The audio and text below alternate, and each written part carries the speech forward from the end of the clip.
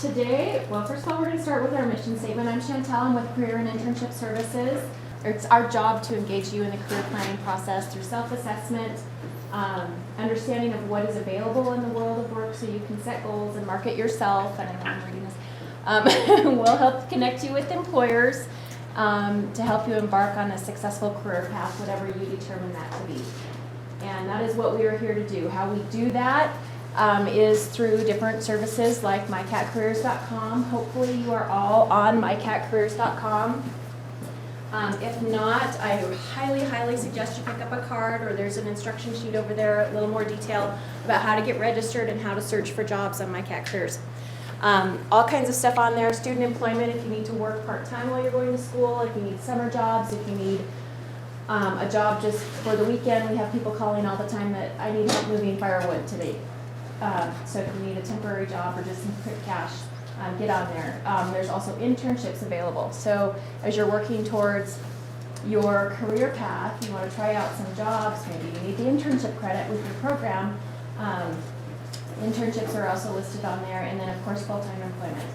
This is available to you as an alumni after you graduate forever. So remember your login and password the rest of your life.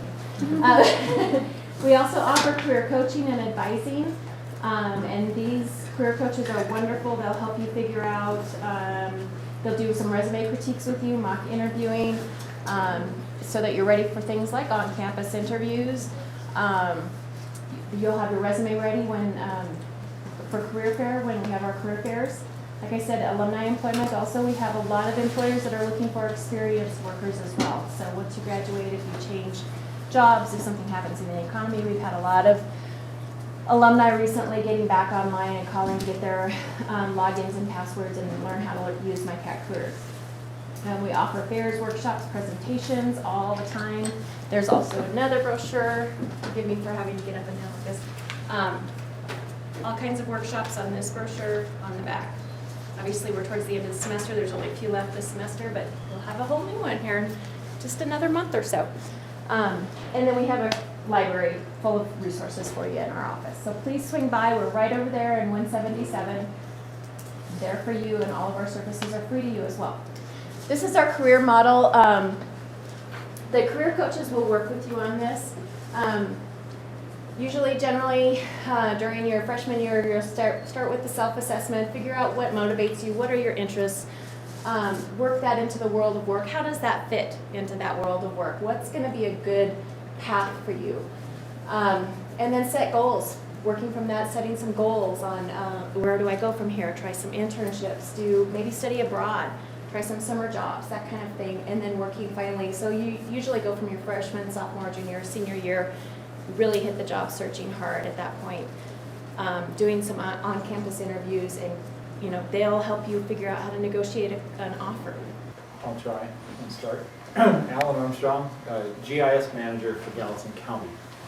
And it sounds more impressive than it really is, because we're a pretty small group. There's only 3 of us in the department, and we're one of just a small group of counties in the state that actually has a GIS unit in that. There might be somebody at some of the counties that's doing GIS, but typically what you'll find is only the tier 1 or the more populated counties, or those that have the money or the growth, let's say, will have a GIS department and people dedicated to doing that kind of work. So my background is, I guess I've always been involved in geography, even though I did not go to school for that.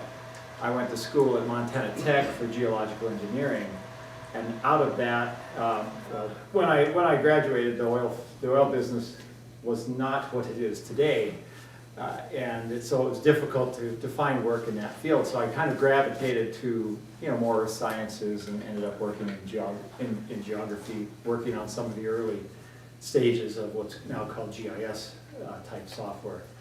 So I've been involved in that for, I guess I graduated in '85, so I've been involved since then. And still enjoy it. I mean, it's a lot of fun. I think this is just one field that's wide open for a lot of applications. And I think when I talk to a lot of people today, they want to get into jobs that really make a difference they want to feel like what they're doing is making a difference in their community, or if they're working for a national agency or a wildlife protection program or whatnot. But making a difference is key. We don't make that much of a difference at a county level. We'd like to think we do, but you know, we might make data or make decisions that we think would make a difference. However, it kind of gets stuck at the bottleneck of politics. So that's one frustration. But we do so many different things involving geography, GIS mapping analysis that you know, I can't even begin to tell you all the different projects that we work on. But that's what makes it fun. Is it can always be different. We can always choose to, if one day I don't feel like working on this, it's like, well, I can work on that project. That needs to be done as well. We have 3 or 4 page list of things that we could be working on at any time. If I could hire all of you, I would absolutely do that, and put you on some of those projects, and you would find enjoyment in working on any one of them. It's just a matter of time and money and software licensing and so on. So. Anyhow, that's a little brief intro. Go ahead. Don't let him fool you, he does important work. I'm Tony Thatcher, I'm the owner of DTM Consulting. I'm also the accountant and the treasurer and the chief programmer and the spatial data analyst and the GIS technician, editor, such is the life of a small business. That's a really big business card. But it's fairly typical of consulting world, though, especially with a small company. We've been as high as 7 people. Currently, we're at 2 right now, and that's a little bit just the ebbs and flows of economy. And I used to have a business partner, and that was able to build capacity that way too. But 2 seems to be a pretty good number for us right now. But we are involved in a whole variety of things. Anywhere from just creating a simple map for a rancher who wants to know where his fence lines are or something like that, to developing the software and analysis schema for the Department of Revenue for doing their agricultural lands valuation, which required a whole lot of programming and working with integrating various data sets and databases and GIS technology. So my personal background, I got into GPS data collection back in the early 90s when GPS units were about this big, and you literally had to have a dolly to run them around. And I hauled one of those down to Guantanamo Bay, Cuba for 2 weeks of surveying. Definitely not backpack units or palm top units. And ended up working at Jet Propulsion Laboratory, organizing these large-scale geodetic surveys, so these looking at plate tectonic motion and stuff like that. And from there I said, God, I really kind of like this mapping stuff and the technology, and I seem to be good at it, so I went and got my master's degree at Oregon State in GIS and with a secondary focus in geomorphology. And from there, I actually taught the GIS classes here for a year. My first year out here, first year out of grad school, when the major professor took off and on sabbatical, and ended up working for a consulting company for about 2.5 years before I decided to go out on my own with a friend, and because we thought we had better ideas than the way we were doing things with people that we were working for. So, and that was 15 years ago. Been running DTM Consulting for 15 years now. So it's been good. Chris Saunders with the Department of Planning for Bozeman. I am not a geographer, although I pay them. In fact, I've paid Tony before to come do some work for us, and we still use his stuff. My educational background is in town and regional planning from Utah State, another land-grant school, obviously. And mostly, I'm on the applied side of geography, either making data requests to the city's department or figuring out how we can better do information management or analysis in ways that will make it better. Just as a case in point, when I first started, the city was somewhere before the Stone Age when it came to technology. And they asked myself and another coworker to measure the zoning map and figure out how many acres of what kind of this and that we had around the community. And it took us about 3 months. By the time we finished it all up, tabulated it, put it in a report and made it look pretty. Today our GIS system can do that in less than 5 minutes. And so we are very glad for GIS. It's been a great asset. One of the things that I deal with is simply the fact that the human brain is no longer capable of dealing with the mass and complexity of information that I have to do every day. I cannot remember all of the coordinates, all of the thises and the that's that apply to a piece of property. And so with the tools that now are available through the geographic profession, we can give information out to the public about what they can do with their property, what's their neighbor doing to their property that might affect them. We can do large-scale analytics for the community as a whole.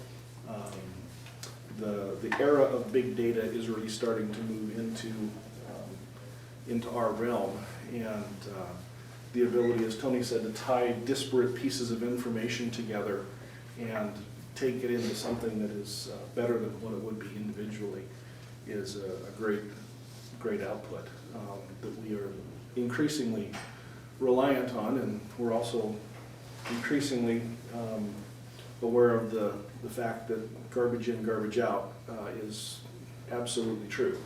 And so real essential in getting good data design, good metadata put together so that when somebody else who you never thought about when you assembled your information decides that they could use your information, they actually can make it work and really get a lot of leverage out of things that way.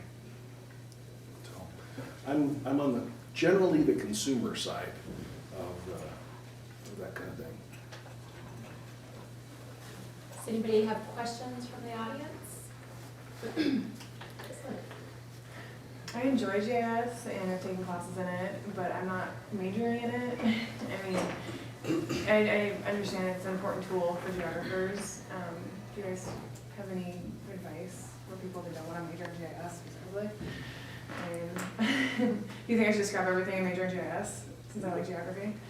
No, it's was actually a question that I was going to ask. Is who's like actually in like the GIS track here? One. Minor. Minor. What about like IT? Computer science. Computer science. Okay. Sociology. Like What- human geography. Human geography? Yeah, like Okay. Physical geography. Anyone, applying earth those things to sciences? people. Earth sciences. Earth science, Earth that's all it is, sciences. yeah. Okay. Okay. Perfect description of geography is that we're mutts. We're crossbreeds. We're interbred. It's dogs and cats sleeping together, and which makes it great.